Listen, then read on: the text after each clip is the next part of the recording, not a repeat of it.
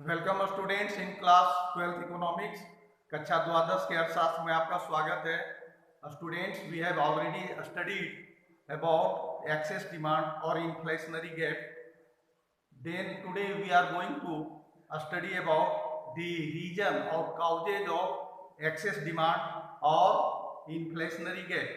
हम लोगों ने यह पढ़ रखा है कि यदि जो फुल एम्प्लॉयमेंट पर जितना सप्लाई है उसकी तुलना में यदि एग्रीगेट डिमांड अधिक हो जाए उसके कारण एक गैप उत्पन्न होता है और इस गैप को इन्फ्लेशनरी गैप या एक्सेस डिमांड कहते हैं। तो ये चीजों को हम लोगों ने पढ़ लिया है। अब हम लोग पढ़ेंगे कि इसके कारण क्या है, काउजेज क्या है, अधिमांद या स्फीतिक अंतराल के क्या कारण है या what are the causes of excess demand और inflationary gap. Then we are knowing, हम लोग जानते हैं कि aggregate demand is equal to C plus I plus G plus X minus M, अर्थात private consumption income, private consumption expenditure, investment expenditure, consumption expenditure, investment expenditure, government expenditure and export and for import. तो इसी के कारण जब aggregate demand बढ़ने का कारण है कि कंजम्पशन में वृद्धि हो जाए, इन्वेस्टमेंट में वृद्धि हो जाए, गवर्नमेंट एक्सपेंडिचर में वृद्धि हो जाए और एक्सपोर्ट में वृद्धि हो जाए और दूसरे और इंपोर्ट जो हो रहा है दूसरे देशों से उसमें कमी हो जाए, डिक्रीज हो जाए और सरकार यदि टैक्सेस में कमी कर दे, तो ये सब कारण हैं जिसके कारण एग्रीगेट डिमांड या समग्र मांग बढ़ जाती है। तो एक एक करके हम लोग पढ़ते हैं। Increase in private consumption expenditure, अर्थात निजी उपभोग व्यय में वृद्धि, निजी उपभोग व्यय में वृद्धि हो जाती है। अर्थात यदि लोग जो कंजम्पशन गुड्स हैं या कमोडिटीज हैं उसका अधिक मात्रा में खरीदारी करना शुरू कर देते हैं, जैसे चावल दाल आटा सब्जी, कपड़े जूते, fridge TV car washing machine, हाँ उसी तरह से बाइक स्कूटर स्कूटी इत्यादि की जब अधिक मात्रा में खरीदारी शुरू कर देते हैं, इसके कारण एग्रीगेट डिमांड बढ़ जाता है।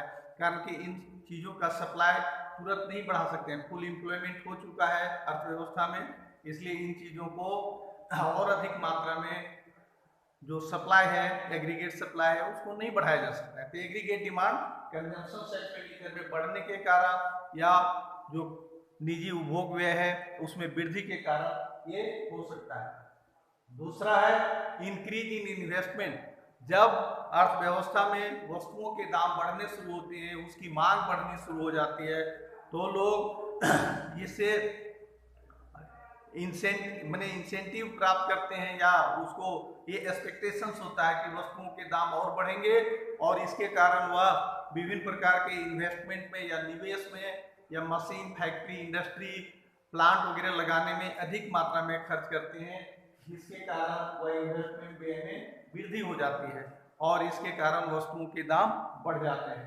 उसी तरह से यदि सरकार सब्सिडी वगैरह अधिक देना चाहे, कल्याणकारी कार्य अधिक करना चाहे और इसी तरह से जो कंस्ट्रक्शन वर्क है जैसे रोड है, रेलवे है, ब्रिज है, डैम है इत्यादि का निर्माण अधिक मात्रा में करना शुरू कर दे, तो इसके कारण गवर्नमेंट का एक्सपेंडिचर बढ़ जाता है और एग्रीगेट डिमांड में वृद्धि हो जाती है।